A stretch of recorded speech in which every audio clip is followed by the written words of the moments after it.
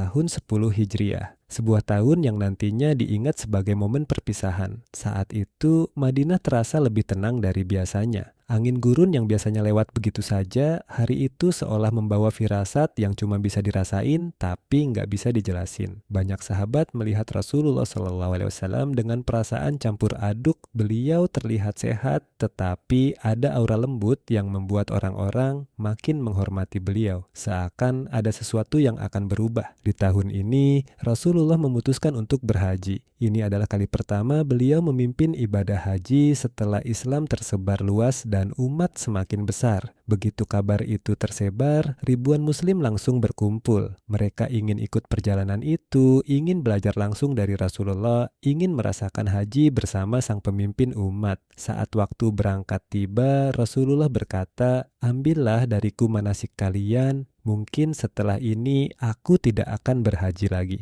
Kalimat itu pelan, lembut, tapi nancep banget. Banyak sahabat langsung saling pandang. Ada kesedihan kecil yang mulai muncul meskipun mereka belum tahu betul apa maksudnya. Perjalanan haji itu berakhir di satu titik paling sakral, Arafah. Hari itu, lautan manusia memakai kain putih yang sama tanpa perbedaan pangkat, status, atau warna kulit. Semuanya setara. Disinilah Rasulullah menyampaikan khutbah yang nantinya dikenal sebagai khutbah wada, khutbah perpisahan. Dalam khutbah itu, pesannya tegas dan timeless banget. Beliau menekankan pentingnya menjaga persaudaraan, menjunjung keadilan, menghormati perempuan, dan menghapus semua bentuk rasisme. Beliau bilang, tidak ada kelebihan orang Arab atas orang non-Arab, dan tidak ada kelebihan orang non-Arab atas orang Arab, kecuali ketakwaan. Beliau juga menegaskan agar umat selalu berpegang pada Al-Quran dan Sunnah. Karena itu pegangan yang nggak akan hilang sampai kiamat. Di tengah momen itu, turun satu ayat besar dari surah Al-Ma'idah.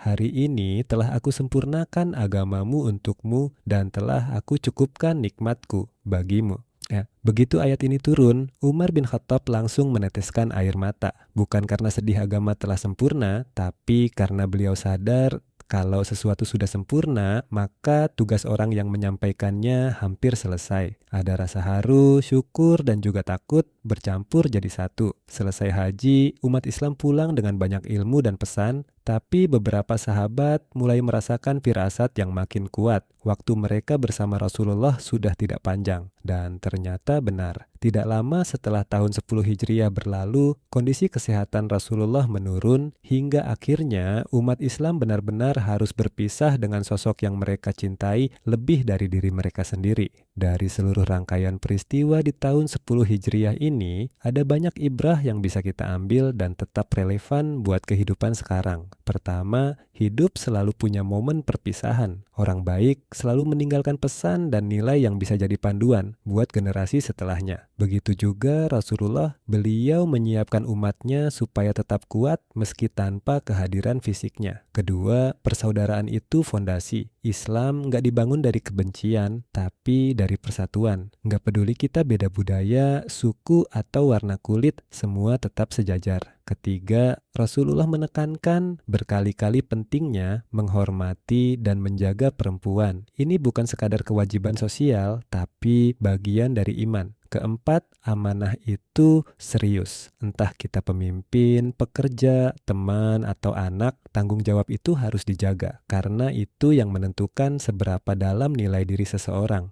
Dan terakhir, pegangan hidup itu harus jelas. Rasulullah mengarahkan umatnya untuk kembali kepada Al-Quran dan Sunnah. Karena itu fondasi yang tetap kokoh meski zaman berubah. Tahun 10 Hijriah bukan cuma tentang haji terakhir Rasulullah, tapi tentang bagaimana sebuah generasi dipersiapkan untuk berdiri sendiri, tentang nilai yang diwariskan dengan cinta, dan tentang bagaimana seorang pemimpin sejati meninggalkan dunia dengan pesan yang terus hidup selamanya.